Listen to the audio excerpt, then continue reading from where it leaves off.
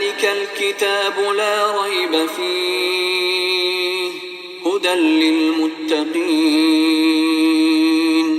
اعوذ باللہ من الشیطان الرجیم بسم اللہ الرحمن الرحیم رب اشرح لی صدری ویسر لی امری واحلل عقدۃ من لسانی یفقہوا قولی ربی زدنی علما ربی زدنی علما ربی زدنی علما۔ آج ہم انشاءاللہ رکوع نمبر 6 سے سٹارٹ کریں گے، آیا نمبر 47 سے۔ تھوڑا سا ہم ریکیپ کر لیں پچھلے رکوع کا، کہ پچھلے رکوع میں ہم نے بنی اسرائیل کے بارے میں پڑھا، اور جیسا کہ ہمیں پتہ ہے کہ بنی اسرائیل جو ہے وہ یہودیوں کو کہا جاتا ہے، اور حضرت یعقوب علیہ السلام کی اولاد کو کہا جاتا ہے بنی اسرائیل۔ اور اس قوم کا ذکر جو ہے سورہ بقرہ میں بار بار آئے گا، اور ان پر جو انعامات اللہ تعالیٰ نے کیے ان کا بھی ذکر بار بار آئے گا۔ اور پھر اس کے بعد انہوں نے جس طرح سے سرکشی اختیار کی، اللہ تعالیٰ کی نافرمانی کی، اس کا بھی ذکر اس صورت میں ہم بار بار پڑھیں گے۔ تو آج کا جو رکوع ہے اس میں انشاءاللہ ہم یہ پڑھیں گے کہ اللہ تعالیٰ بنی اسرائیل پر جو انعامات ہیں وہ یاد کروا رہے ہیں، اور اس کی ایک ایک آیت، اس رکوع کی ایک ایک آیت میں ایک الگ کہانی ہے۔ اللہ تعالیٰ نے جو انعامات بنی اسرائیل پر کیے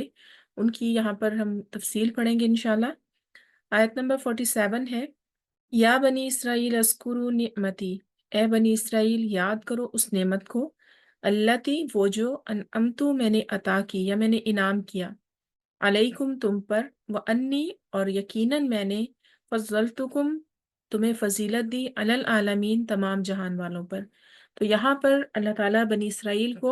وہ نعمتیں یاد دلا رہے ہیں کہ جو انہوں نے، اللہ تعالیٰ نے بنی اسرائیل پر کی، ان کے آباء و اجداد پر کی۔ تو وہ خاص قسم کی نعمت کیا تھی کہ انہیں علم دیا تھا، بنی اسرائیل میں پیغمبر اللہ تعالیٰ نے بھیجے، اور پھر اس کے علاوہ ان پر سب سے بڑا انعام کیا تھا کہ اس ٹائم کے وہ امام تھے، یعنی تمام جہان والوں کی جو رہنمائی کا فریضہ تھا نا، وہ اللہ تعالیٰ نے بنی اسرائیل کو عطا کیا تھا۔ اور پھر یہ ان پر اتنی فضیلت تھی، یہ فضیلت اس وقت تک اللہ تعالیٰ نے قائم رکھی کہ جب تک انہوں نے اللہ تعالیٰ کی فرما برداری کی، اس کے احکامات پر عمل کیا۔ اور پھر یہ ہے کہ یہود کو اللہ تعالیٰ نے کیا فریضہ دیا تھا کہ وہ تمام دوسری قوموں کو خبردار کریں۔ پھر جب انہوں نے اللہ تعالیٰ کے انبیاء کو قتل کرنا شروع کر دیا، اللہ تعالیٰ کے احکامات کی انہوں نے نافرمانی شروع کر دی، تو اللہ تعالیٰ نے یہ اپنی جو انعامات تھے ان سے واپس لے لیے۔ پھر یہ ہے کہ ان سے اس کا نقصان یہ ہوا کہ نبوت بھی ان سے چھن گئی، اور پھر یہ کہ اللہ تعالیٰ نے ان کو بہت زیادہ سزا بھی دی اس پر، اور پھر یہ کہ ان سے یہ نبوت کا فریضہ لے کر، ان سے یہ منصب لے کر امت محمدیہ صلی اللہ علیہ وسلم کو سونپ دیا گیا۔ جیسا کہ ہمیں قرآن میں پتہ چلتا ہے کہ اللہ تعالیٰ فرماتے ہیں کہ تم بہترین امت ہو جسے نکالا گیا ہے، یعنی نبی کریم صلی اللہ علیہ وسلم کی امت کو بہترین امت کہا گیا ہے۔ پھر اگلی آیت میں اللہ تعالیٰ فرماتے ہیں کہ اگر وہ فضیلت تو تم سے چھن گئی، لیکن آگے جانے کے لیے بھی اپنے اعمال درست کر لو، واتقوا اور ڈرو، یومن اس دن سے، لا تجزی نہ کام آئے گی، نفسن کوئی جان، ان نفسن کسی جان کے، شیئن کچھ بھی، ولا یقبلو اور نہ قبول کیا جائے گا، منہا اس سے، شفاعتن کوئی سفارش، ولا یؤخذ اور نہ لیا جائے گا، منہا اس سے، عدل کوئی فدیہ، ولا ہم ینصرون اور نہ ان کی مدد کی جائے گی۔ پہلے تو اللہ تعالیٰ نے ان کو اپنے انعام یاد دلائے، اب اللہ تعالیٰ فرما رہے ہیں کہ قیامت کا دن آنے والا ہے، وہ ایسا دن ہوگا، اس دن سے ڈرو، کہ وہ ایسا دن ہوگا کہ کوئی جان کسی بھی جان کے کچھ کام نہیں آئے گی، نہ ہی کسی کی سفارش، نہ کوئی شفاعت قبول کی جائے گی۔ اور جو شفاعت باطلہ کا ایک عقیدہ ہے، جس طرح ہمارے معاشرے میں بھی ہے کہ نبی کریم صلی اللہ علیہ وسلم شفاعت کر دیں گے، لیکن ہمیں یہ بھی ذہن میں رکھنا چاہیے کہ شفاعت بھی اللہ تعالیٰ کے حکم سے ہوگی، کوئی نبی خود کسی کی شفاعت نہیں کر سکے گا جب تک اللہ تعالیٰ اجازت نہیں دیں گے، اور پھر اللہ تعالیٰ جس کی چاہیں گے، جس کے حق میں چاہیں گے، شفاعت قبول کریں گے۔ اس کانسیپٹ کا ہمیں بہت ایک اچھی مثال جو ہے ہمیں ایک حدیث سے ملتی ہے، جب ایک آیت نازل ہوئی سورہ شعراء کی، جس میں اللہ تعالیٰ نے فرمایا نبی کریم صلی اللہ علیہ وسلم سے کہ اپنے جو قریبی رشتہ دار ہیں ان کو عذاب سے ڈراؤ۔ تو نبی کریم صلی اللہ علیہ وسلم نے فرمایا کہ قریش کے لوگوں، تم لوگ اپنی اپنی جانوں کو نیک اعمال کے بدلے بچا لو، میں اللہ کے سامنے تمہارے کچھ بھی کام نہیں آؤں گا۔ پھر اس کے بعد آپ نے عبد مناف کے بیٹوں کہہ کر پکارا، پھر آپ نے عباس بن عبد المطلب کہہ کر پکارا، پھر فاطمہ کو کہا، فاطمہ بیٹی تو چاہے میرا مال مانگ لے لیکن اللہ کے سامنے میں تیرے کچھ بھی کام نہیں آؤں گا۔ تو اس سے ہمیں پتہ چلتا ہے کہ نبی کریم صلی اللہ علیہ وآلہ وسلم بھی اپنے قریبی رشتہ داروں کو یہ کہہ رہے ہیں کہ اپنے اعمال کے ذریعے اللہ تعالیٰ سے اللہ تعالیٰ کی مغفرت طلب کرو، میں رشتہ داری کی بنیاد پر تمہارے کام نہیں آؤں گا۔ تو اس آیت میں اللہ تعالیٰ بنی اسرائیل کو بھی یہی فرما رہے ہیں کہ کسی سے کوئی سفارش قبول نہیں کی جائے گی، نہ ہی کوئی فدیہ قبول کیا جائے گا، اور نہ ہی کسی کی مدد کی جائے گی۔ اگلی آیت میں ہم دیکھتے ہیں کہ اللہ تعالیٰ نے جو شروع میں فرمایا نا کہ بنی اسرائیل پہ میں نے انعامات کیے، تو ان انعامات کی کیا تفصیل ہے کہ وَإِذْ نَجَّيْنَاكُمْ، اور اس وقت کو یاد کرو جب ہم نے تمہیں نجات دی، من آل فرعون، آل فرعون سے، یسومونکم، وہ تمہیں مبتلا کرتے تھے، سوء العذابی، برے عذاب میں، یذبحون ابناءکم، وہ تمہارے بیٹوں کو ذبح کرتے تھے، ویستحیون نساءکم، اور وہ تمہاری بیٹیوں کو زندہ رہنے دیتے تھے یا تمہاری عورتوں کو، وفی ذالکم، اور اس میں بلاؤن آزمائش تھی، من ربکم عظیم، تمہارے رب کی طرف سے۔ یہاں پر اللہ تعالیٰ فرما رہے ہیں کہ وَإِذْ نَجَّيْنَاكُم مِّنْ آلِ فرعون، آل فرعون سے نجات دی۔ تو آل فرعون کا کیا معاملہ تھا کہ فرعون نے ایک خواب دیکھا تھا، اس نے یہ خواب دیکھا کہ بیت المقدس سے ایک آگ نکلی ہے جو سارے گھروں کو جلا کے رکھ دیتی ہے، لیکن صرف یہودیوں کے گھر اس سے بچ جاتے ہیں۔ تو جب اس نے تعبیر پوچھی تو اس کو یہ بتایا گیا کہ کوئی ایسا بچہ بنی اسرائیل میں یہود میں پیدا ہوگا کہ جو تمہاری بادشاہت جو ہے نا اس کو ختم کر دے گا، اور یہودیوں کو اسی بچے کا انتظار ہے۔ تو اس نے کیا کیا، اس نے ایک حکم جاری کیا کہ ان کے تمام بیٹوں کو ایک خاص مدت تک ان کے تمام بیٹوں کو ذبح کر دیا جائے اور عورتوں کو جو ہے وہ زندہ رکھا جائے۔ تو یہ برا جو تھا نا عذاب، برا عذاب یہی تھا کہ بیٹوں کو ذبح کرنا، اور عورتوں کو بھی ذلت کے لیے زندہ رکھتے تھے، یعنی وہ ان سے کام لیتے تھے اور ان کو اس طرح کے کام ان سے کرواتے تھے، یعنی تاکہ وہ ان کو ذلت میں مبتلا رکھیں، یہ قوم کبھی سر نہ اٹھا سکے۔ تو یہ کیا تھا، یہ اللہ تعالیٰ کی طرف سے بہت بڑی آزمائش تھی۔ پھر آگے ہم دیکھتے ہیں کہ یہاں پر اللہ تعالیٰ نے فرمایا ہے کہ آل فرعون سے نجات دی، تو یہ اللہ تعالیٰ کی بہت بڑی ایک رحمت تھی کہ اس عظیم آزمائش سے اللہ تعالیٰ نے ان کو نجات دی، اور پھر ان پر کیا واجب تھا کہ اللہ تعالیٰ کا شکر ادا کرتے۔ لیکن ہم اس صورت میں بار بار پڑھیں گے کہ بنی اسرائیل پہ بار بار اللہ تعالیٰ احسان کرتے ہیں، ان کی دعاؤں کو، ان کے مطالبات کو قبول کرتے ہیں، لیکن وہ پھر دوبارہ سرکشی میں مبتلا ہو جاتے ہیں۔ تو آگے اللہ تعالیٰ فرماتے ہیں کہ اس فرقنا، کیسے نجات دی، وہ اس فرقنا، اور جب ہم نے پھاڑ دیا، بکم، تمہارے لیے، البحرا،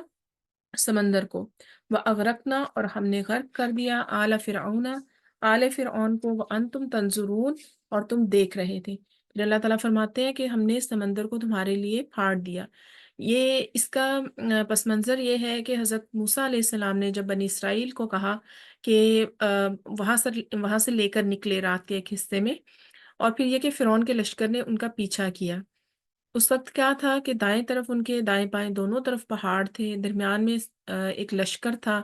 جو پیچھے ان کے آ رہا تھا، اور آگے سمندر تھا، یعنی کوئی ایسی جگہ نہیں تھی کہ جہاں پر یہ بچ کر بھاگ جائے۔ تو پھر وہاں پر اللہ تعالیٰ نے ان کو حکم دیا تھا کہ، اور وہاں پر سوری، آپ کو میری اسکرین نظر آ رہی ہے؟ جی جی، ٹھیک ہے۔ تو اس وقت وہاں پر بنی اسرائیل جو تھے وہ حضرت موسیٰ علیہ السلام سے ایک طرح کا انہوں نے جھگڑا شروع کر دیا کہ اب ہم یہاں سے کہاں بھاگ کر جائیں گے، اس سے تو ہم وہیں اچھے تھے۔ اللہ تعالیٰ فرماتے ہیں کہ موسیٰ علیہ السلام کو وہاں پر کوئی راستہ نظر نہیں آ رہا تھا، سامنے سمندر تھا، پیچھے لشکر تھا، لیکن ان کے ایمان کا، ان کے توکل کا یہ عالم دیکھیں کہ انہوں نے فرمایا کہ میرا رب ہی مجھے راستہ دکھائے گا، وہ میرے ساتھ ہے۔ تو اللہ تعالیٰ نے حضرت موسیٰ علیہ السلام کو حکم دیا کہ اپنا عصا، اپنا جو ان کی لاٹھی تھی، اس کو سمندر پر مارو، پانی پر مارو۔ تو وہاں پر کیا ہوا کہ ایک خشکی کا ایک راستہ بن گیا۔ پھر اللہ تعالیٰ نے فن جیناکم، یہ بنی اسرائیل کے بارے میں کہا جا رہا ہے کہ ہم نے تمہیں نجات دی، یعنی بنی اسرائیل نے وہ خشکی کا راستہ جو تھا سمندر کے درمیان میں سے طے کر لیا۔ وہ اغرقنا آل فرعون، اور آل فرعون نے بھی دیکھا کہ جب سمندر کے درمیان میں راستہ بن گیا ہے اور ہم بھی یہاں سے سمندر کے پار جا سکتے ہیں، تو وہ بھی درمیان میں آ گئے۔ لیکن کہا جاتا ہے کہ جب پوری آل فرعون یا فرعون کا لشکر جو تھا وہ سمندر کے درمیان میں پہنچ گیا تو وہ راستہ غائب ہو گیا، یعنی دونوں پانی کے دونوں کنارے مل گئے، اور فرعون اور اس کا پورا لشکر جو تھا اس کو ڈبو دیا گیا۔ اور پھر یہاں پر اللہ تعالیٰ فرماتے ہیں کہ اللہ تعالیٰ کا کتنا بڑا احسان تھا، فرعون کو غرق بھی کیا، اور تم دیکھ رہے تھے۔ یہاں پر ایک بہت بڑی ایک اور نعمت بھی ہے کہ اب تمہاری آنکھوں کے سامنے تمہارے دشمن کو جو ہے نا وہ غرق کر دیا. تو یہ بہت بڑی اللہ تعالیٰ کی ایک انعام بھی تھا. اور دوسرا یہ کہا جاتا ہے کہ انسانی سائیکی کو بھی تسکین دیتی ہے. آپ یہ دیکھتے ہیں کہ جو آپ کا دشمن ہے نا، ایک تو وہ ہے کہ دشمن کسی طرح سے تباہ و برباد ہو گیا. ایک یہ تھا کہ آپ کا کوئی بہت بڑا دشمن تھا، آپ نے اس کو اپنی آنکھوں کے سامنے انجام تک جاتے ہوئے دیکھا، تو وہ آپ کے لیے زیادہ سیٹسفیکشن کی بات ہوتی ہے. تو ایک طرف تو اللہ تعالیٰ کا یہ احسان عظیم تھا کہ اللہ تعالیٰ نے فرعون کو غرق کیا، اور دوسرا بنی اسرائیل کے سامنے اللہ تعالیٰ نے دکھایا تاکہ ان کو یہ احساس ہو جائے کہ اللہ کی مدد ان کے ساتھ ہے، حضرت موسیٰ علیہ السلام کے ساتھ مدد ہے. وَإِذْ وَعَدْنَا، اور جب ہم نے، اور یاد کرو، وعدنا موسیٰ، جب ہم نے وعدہ کیا موسیٰ علیہ السلام سے، 40 لیلتن، 40 راتوں کا، ثم اتخذتم، پھر بنا لیا تم نے، العجل، بچڑے کو، من بعدی ہی، اس کے بعد، وانتم ظالمون، اور تم ظلم کرنے والے تھے. یہاں پر اللہ تعالیٰ فرماتے ہیں کہ پھر سوری، ایک چیز مجھ سے مس ہو گئی کہ یہ جو تھا نا، جب انہوں نے، اللہ تعالیٰ نے آل فرعون کو غرق کیا تھا، تو اس دن بنی اسرائیل اور حضرت موسیٰ علیہ السلام شکر ادا کرتے تھے، اور شکر کے طور پر وہ روزہ رکھتے تھے. اور کہا جاتا ہے کہ محرم کی 10 تاریخ ہے جب یہود روزہ رکھتے تھے شکرانے کے طور پر. اور پھر نبی کریم صلی اللہ علیہ وآلہ وسلم جب مدینہ تشریف لائے، یہاں پر دیکھا کہ یہودی جو ہے نا وہ 10 محرم کا روزہ رکھ رہے ہیں. تو آپ نے دریافت کیا کہ آپ لوگ کیوں روزہ رکھتے ہیں؟ پھر اس نے، یہودیوں نے کہا کہ ہم شکرانے کے طور پر روزہ رکھتے ہیں. تو نبی کریم صلی اللہ علیہ وآلہ وسلم نے فرمایا کہ میں موسیٰ کا تم سے زیادہ حقدار ہوں. پھر آپ صلی اللہ علیہ وآلہ وسلم نے صحابہ کو بھی حکم دیا، خود بھی روزہ رکھا اور ان کو بھی روزہ رکھنے کا حکم دیا. تو یہ شکرانے کے طور پر 10 محرم کو روزہ رکھا جاتا ہے. وَإِذْ وَعَدْنَا مُوسَىٰ، اور جب ہم نے موسیٰ سے 40 راتوں کی میعاد مقرر کی. اب یہاں پر اللہ تعالیٰ فرما رہے ہیں، اس واقعے کا ذکر ہو رہا ہے کہ جب اللہ تعالیٰ نے حضرت موسیٰ علیہ السلام کو کوہ طور پر بلایا، اور پھر کیا تھا کہ یہ 40 راتوں کا وعدہ کیا تھا. 40 راتوں کا وعدہ اس لیے تھا کہ اللہ تعالیٰ وہاں پر ان کو اپنی شریعت کے احکام سکھائیں اور اپنی کتاب عطا کریں. وہ جو اللہ تعالیٰ نے کتاب عطا کی تھی وہ ایک فزیکل فارم میں تھی، یعنی تختیوں کی صورت میں تھی، کیونکہ جب حضرت موسیٰ علیہ السلام واپس آئے ہیں تو تورات کی جو تختیاں تھیں جن پہ احکامات لکھے ہوئے تھے وہ ان کے ساتھ تھیں. تو اللہ تعالیٰ نے وہاں پر حضرت موسیٰ علیہ السلام کو بلایا تاکہ ان کی ایک تربیت بھی ہو سکے اور ان کو کتاب بھی دے سکیں اور احکام بھی سکھا سکیں. تو پیچھے سے کیا ہوا کہ بنی اسرائیل جو ابھی اس سمندر سے گزر کے آئے تھے، اللہ تعالیٰ کی اتنا بڑا انعام ان کے ساتھ تھا، انہوں نے کیا کیا کہ حضرت موسیٰ کے جاتے ہی انہوں نے بچڑے کو معبود بنا لیا. معبود بنانے سے مراد یہ ہے کہ جب ان میں ایک شخص تھا سامری، انہوں نے ذکر کیا کہ ان کے پاس زیورات اتنے زیادہ تھے کہ اپنے زیورات کا بوجھ نہیں اٹھا سکتے تھے. تو سامری نے کہا کہ تم سب مجھے دے دو. اس نے جتنا بھی سونا چاندی ان کے پاس تھا نا، اس کو پگھلا کے ایک بچڑا یا گائے کی شکل اس نے بنا دی. اور پھر کیا تھا کہ اس میں سے آواز بھی آتی تھی. اصل میں یہ ان کا امتحان تھا، کیونکہ جب ہوا گزرتی تھی تو اس میں سے آواز آتی تھی، وہ بھی اللہ کے حکم سے ہی تھا تاکہ یہ کسی طرح فتنے میں یعنی پڑ جائیں جو کمزور ایمان کے لوگ ہیں. تو انہوں نے کیا کیا کہ وہ اس کے ارد گرد چکر کاٹنے لگے، اس سے برکتیں مانگنے لگے. اصل میں یہ پہلے ہی جو ہے نا غلام قوم تھی، اور آل فرعون جو ان کے انڈر رہی تھی یہ قوم، تو ان میں نا غلامی کے جراثیم تھے. دوسری قوموں کی طرف دیکھ دیکھ کے یہ گائے کو، بچڑے کو مقدس سمجھنا شروع ہو گئے تھے. تو پھر اللہ تعالیٰ فرماتے ہیں کہ وَأَنْتُمْ ظَالِمُونَ، اور تم ظلم کرنے والے تھے. یہاں ظلم سے مراد کیا ہے؟ شرک ہے. اور ظلم اس سینس میں کہ انہوں نے اپنی ہی جان کو جو ہے انہوں نے خسارے میں ڈالا. اللہ تعالیٰ کا یا حضرت موسیٰ علیہ السلام کا کوئی نقصان نہیں ہے. یعنی جو عبادت ان کو کرنے کا حکم دیا گیا تھا وہ انہوں نے نہیں کی، اور انہوں نے حضرت موسیٰ کے جاتے ہی بچڑے کو معبود بنا لیا، اور انہوں نے یعنی حجت ان پہ قائم ہو گئی. ثم عفونا عنکم، پھر اس کے بعد بھی ہم نے تمہیں معاف کر دیا، من بعد ذالک، اس کے بعد، لعلکم تشکرون، تاکہ تم شکر کرو. تو یہاں پر ہم دیکھتے ہیں کہ اللہ تعالیٰ نے ایک اور احسان عظیم ہے کہ انہوں نے اتنی ناشکری کی، اتنی نافرمانیاں کی اللہ تعالیٰ کی، شرک جیسا بڑا ظلم، بڑا انہوں نے کام بھی کیا، لیکن اللہ تعالیٰ نے اس کے بعد بھی ان کو معاف فرما دیا. لیکن یہاں پر معاف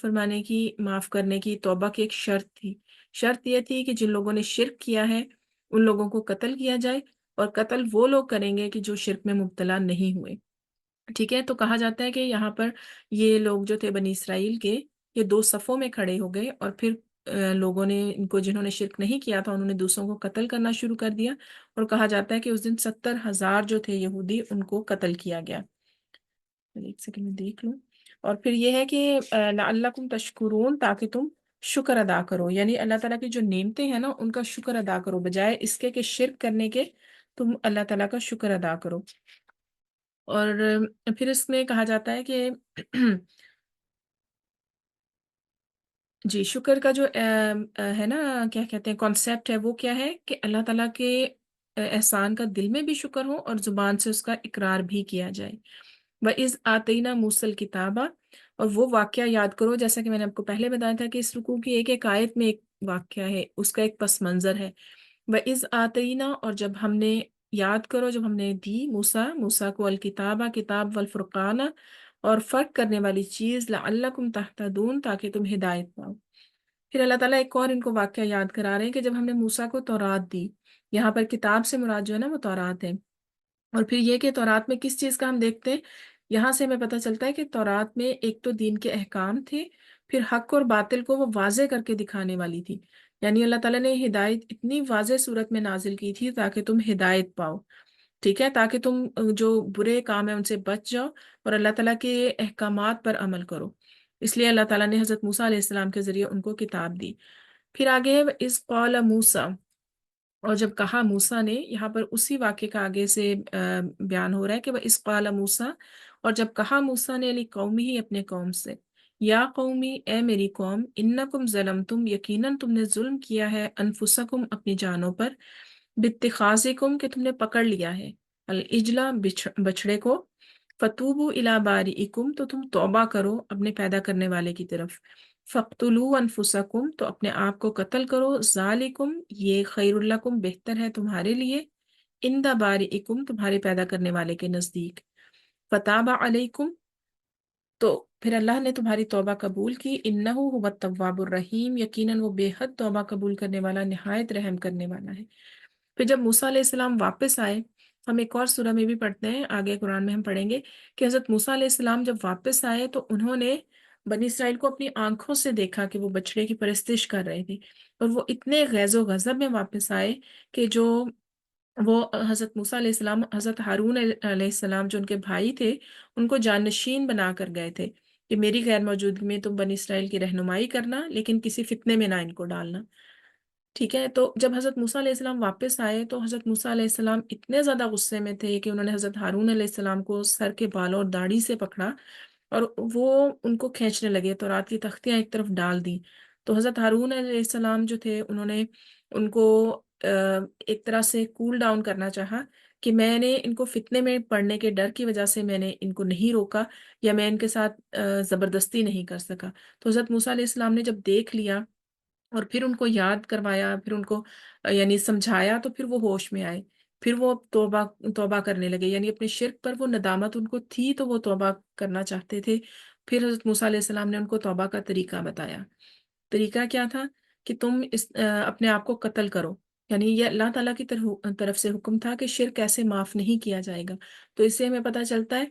کہ گناہوں کی جو معافی ہے نا وہ اللہ تعالیٰ کے بتائے ہوئے طریقے سے ہی ملتی ہے۔ توبہ جو ہے وہ اللہ تعالیٰ کے بتائے ہوئے طریقے کے مطابق ہی کرنا ضروری ہے۔ تو کئی دفعہ ایسا ہوتا ہے کہ گناہ جو ہے وہ ظاہر نہیں ہوتے،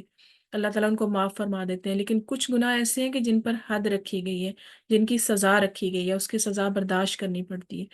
تو اللہ تعالیٰ نے یہاں پر فرمایا کہ جو شرک کرنے والے ہیں ان کو قتل کیا جائے، اور پھر جو دوسرے لوگ ہیں یعنی جو زندہ رہنے والے ہیں ان کی توبہ قبول کی جائے گی، اور جو مر جائیں گے یا جن کو قتل کیا جائے گا وہ شہادت کے درجے میں جائیں گے۔ تو اس طرح سب لوگوں کو اللہ تعالیٰ نے اس گناہ سے پاک کر دیا،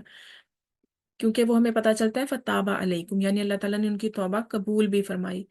پھر حضرت موسیٰ علیہ السلام نے ان کو بتایا کہ تمہاری توبہ قبول ہوئی ہے اور آئندہ کے لیے برائیوں سے درگزر کرنا،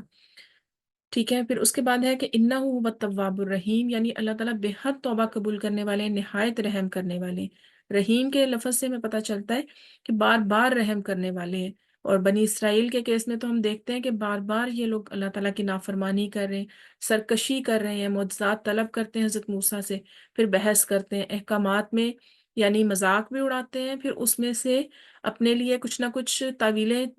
تلاش بھی کرتے ہیں کہ ہمیں اس حکم پر عمل نہ کرنا پڑے، لیکن ان سب کے باوجود اللہ تعالیٰ نے ان کی توبہ قبول کی۔ پھر آگے ہمیں اگلی آیت میں ایک اور واقعے کا پتہ چلتا ہے، وَإِذْ قُلْتُمْ يَا مُوسَىٰ، اور یاد کرو جب تم نے کہا اے موسیٰ، لن ہرگز نہیں، نؤمنا ہم ایمان لائیں گے، لکا آپ پر، حتیٰ یہاں تک کہ نر اللہ جہرتن ہم دیکھ لیں اللہ تعالیٰ کو واضح، یعنی سامنے نہ دیکھ لیں، اعلانیہ نہ دیکھ لیں۔ فَأَخَذَتْكُمُ الصَّاعِقَةُ تو پھر تمہیں پکڑ لیا بجلی نے، وَأَنْتُمْ تَنْظُرُونَ اور تم دیکھ رہے تھے۔ تو یہاں پر یہ کہا جاتا ہے کہ بنی اسرائیل کے جو حضرت موسیٰ علیہ السلام جب احکامات لے کر واپس آئے، اور بنی اسرائیل کے جو 70 سردار تھے ان کے سامنے حضرت موسیٰ علیہ السلام نے سارا قصہ بیان کیا کہ کس طرح اللہ تعالیٰ نے ان سے کلام کیا ہے، تو بالکل انہوں نے یقین نہیں کیا، اور انہوں نے یہ کہا کہ ہم اس وقت تک نہیں مانیں گے جب تک ہم اللہ تعالیٰ کو خود آپ سے کلام کرتا ہوا نہ دیکھ لیں۔ تو پھر یہ کیا ہوا، حضرت موسیٰ علیہ السلام ان 70 سرداروں کو لے کر کوہ طور پر چلے، اور پھر فَأَخَذَتْكُمُ الصَّاعِقَةُ تو ان کو بجلی نے پکڑ لیا، اس وجہ سے کہ یہ ان کی گستاخی کی انتہا تھی، یعنی انہوں نے اللہ تعالیٰ کی شان میں گستاخی کی، اس کے رسول کی بات نہ مان کے، اور پھر خود اتنا ان کا یعنی جرت تھی کہ انہوں نے کہا کہ ہم خود اللہ تعالیٰ کو اپنے سامنے دیکھیں گے۔ تو اللہ تعالیٰ نے جب یہ کوہ طور پر گئے تو اللہ تعالیٰ نے اللہ تعالیٰ کی طرف سے کڑک نے، ایک بجلی نے ان کو پکڑ لیا، اور وہ بے جان ہو کر گر گئے۔ اب یہ واللہ عالم کہ یہ موت تھی یا وہ ایک طویل بے ہوشی تھی، لیکن اس سے یہ بات واضح ہوتی ہے کہ کوئی شخص اس زندگی میں اللہ تعالیٰ کو نہیں دیکھ سکتا، ٹھیک ہے۔ وَأَنْتُمْ تَنْظُرُونَ اور تم دیکھ رہے تھے، اس سے مراد یہ ہے کہ جب وہ لوگ ایک دوسرے کو دیکھ رہے تھے، یا تو وہ مرتا ہوا ایک دوسرے کو دیکھ رہے تھے، یا پھر وہ زندہ ہوتا ہوا ایک دوسرے کو دیکھ رہے تھے، کیونکہ جب وہ بجلی کڑکی تو وہ سب کے سب جو تھے وہ بے ہوش ہو کر گر گئے۔ ثُمَّ بَعَثْنَاكُمْ پھر ہم نے تمہیں اٹھایا، مِن بَعْدِ مَوْتِكُمْ تمہاری موت کے بعد، لَعَلَّكُمْ تَشْكُرُونَ تاکہ تم شکر کرو۔ پھر اللہ تعالیٰ یہاں پر ایک عظیم احسان کا ذکر فرما رہے، کیونکہ جب وہ سب لوگ بے ہوش ہو کر گر گئے تو حضرت موسیٰ کو یہ خوف لاحق ہوا کہ جب وہ واپس جائیں گے تو پھر لوگوں کو کیا جواب دیں گے، یعنی جو ان کے بڑے بڑے سردار تھے 70،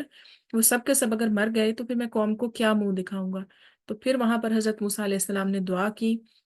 اللہ تعالیٰ نے ان کی دعا قبول کی اور ان سب لوگوں کو زندہ کر دیا۔ پھر کیا ہوا کہ وہ ایک ایک کر کے زندہ ہو رہے تھے، یعنی ایک دوسرے کو دیکھ رہے تھے کہ کیسے وہ زندہ ہو رہے ہیں، تاکہ تم، اللہ تعالیٰ کا یہ احسان کس لیے تھا کہ لعلکم تشکرون تاکہ تم شکر کرو۔ یعنی آپ یہ دیکھیں کہ بنی اسرائیل کے کون سا معجزہ جو تھا ان کو نہیں دکھایا گیا، موت کے بعد زندہ کیا گیا،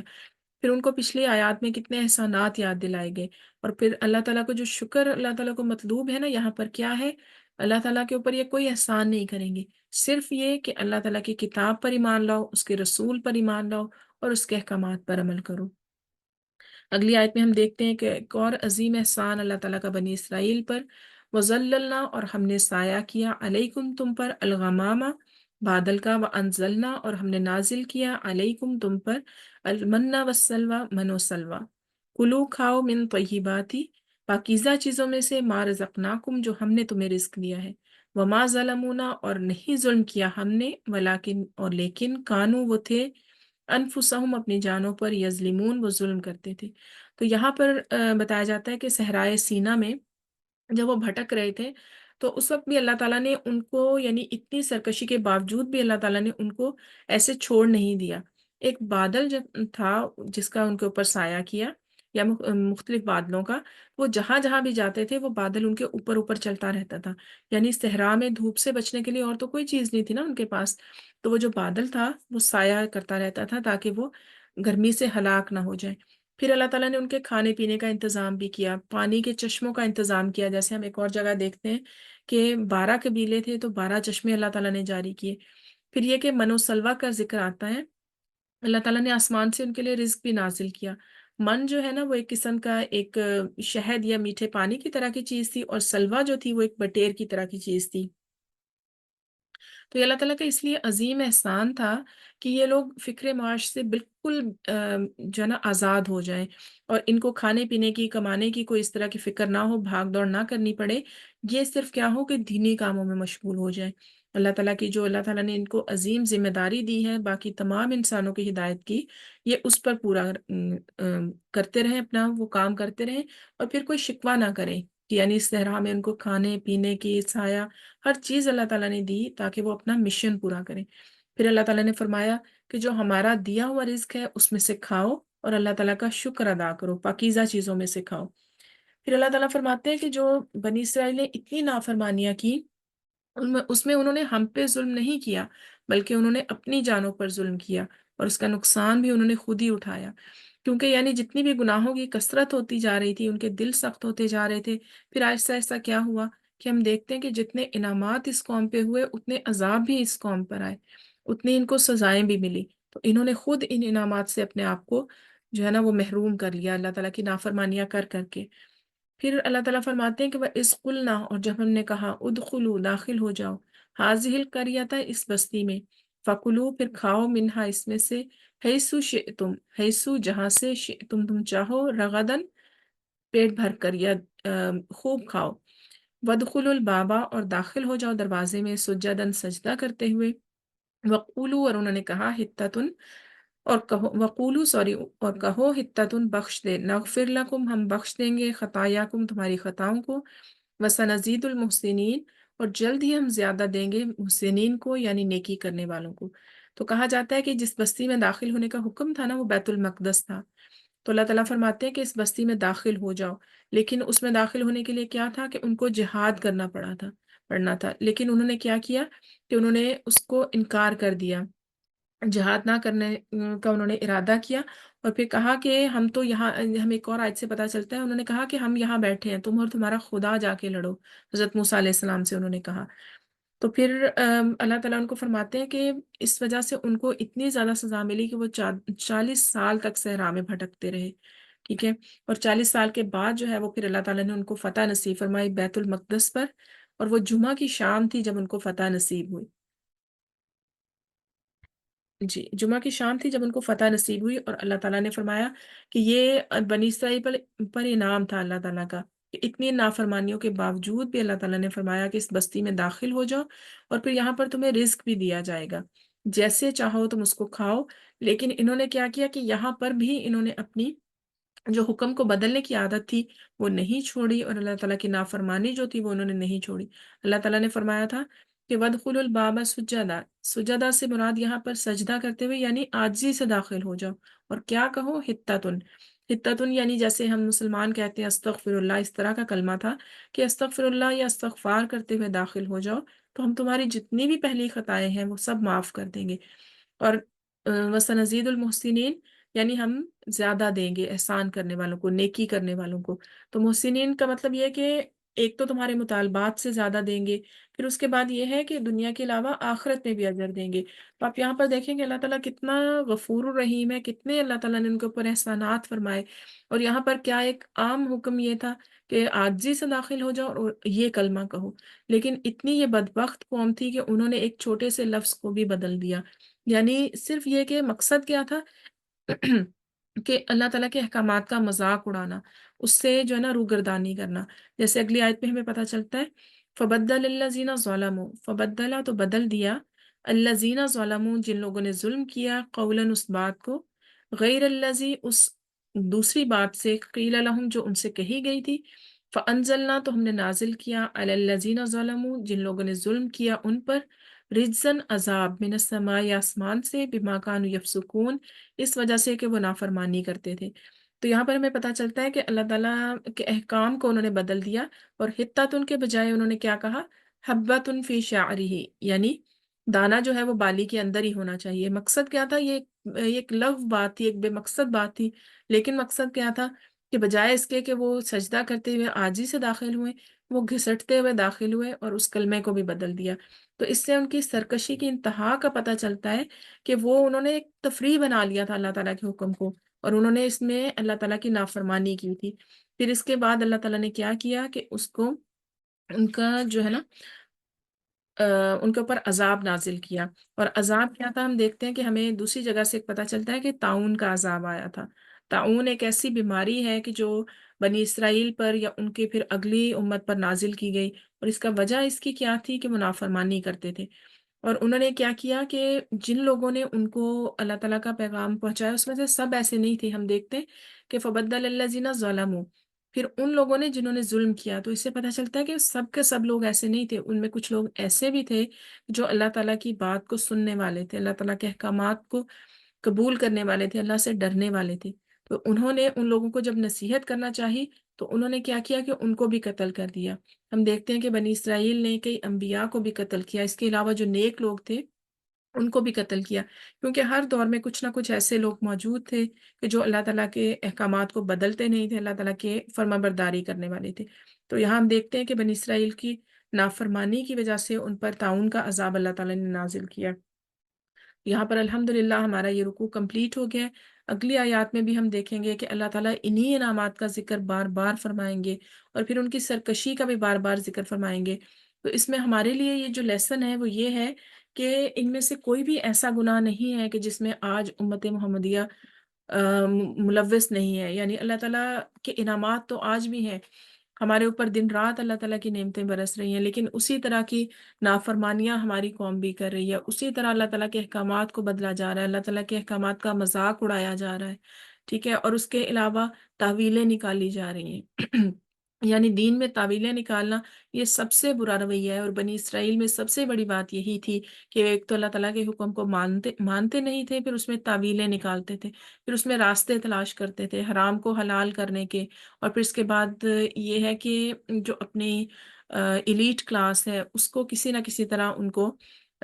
فیسیلیٹیٹ کرنے کے لیے کوئی نہ کوئی راستے نکالتے تھے۔ تو ہم دیکھتے ہیں کہ آج کوئی بھی ایسا گناہ ان میں سے نہیں ہے کہ جو ہم میں نہیں پایا جاتا۔ تو اللہ تعالیٰ بار بار ہمیں یاد دلاتے ہیں، اور اس کتاب کو پڑھنے کا مقصد بھی یہی ہے کہ پچھلی امتوں کے حالات جب ہم پڑھیں تو ان کے واقعات سے سبق سیکھیں، اس طرح کی جو عادات ہیں اس سے بچ جائیں، کیونکہ حدیث سے ہمیں پتہ چلتا ہے کہ نبی کریم صلی اللہ علیہ وآلہ وسلم نے فرمایا کہ ایک ایسا دور آئے گا کہ تم ان یہود و نصارہ کی، ان قوموں کی پیروی کرو گے، اور یہاں تک کہ اگر ایک سوراخ میں، ایک بل میں وہ گھسے ہیں تو تم بھی اس میں گھسو گے، یعنی ہر طرح سے ان کی پیروی کرو گے۔ تو اللہ تعالیٰ ہمیں ان عادات سے، ان سے محفوظ رکھے، کیونکہ آگے ہم یہ بھی پڑھ چکے ہیں کہ ان اعمال کی وجہ سے ان پر کون کون سے عذاب نازل ہوئے، اللہ تعالیٰ کی ناراضگی جو تھی وہ ان پر بار بار اللہ تعالیٰ نے ان کو بخشا بھی، اور بار بار اللہ تعالیٰ کی ناراضگی، اللہ تعالیٰ کے عذاب بھی ان پر آئے۔ تو اللہ تعالیٰ ہمیں ان سب سے محفوظ رکھیں، اور ان آیات سے اپنے لیے کوئی نہ کوئی سبق سیکھنے کی ضرور اللہ تعالیٰ ہمیں توفیق دے۔ الحمدللہ رب العالمین۔ یہاں پر ہمارا 6 رکوع کمپلیٹ ہو گیا ہے۔ آپ میں سے اگر کوئی بھی کچھ شیئر کرنا چاہیں، آج ہم نے الحمدللہ اتنی زیادہ سٹوریز پڑھی ہیں، ایک ایک آیت میں الگ واقعہ ہے پورا، آپ میں سے کوئی بھی اگر کچھ بھی شیئر کرنا چاہیں۔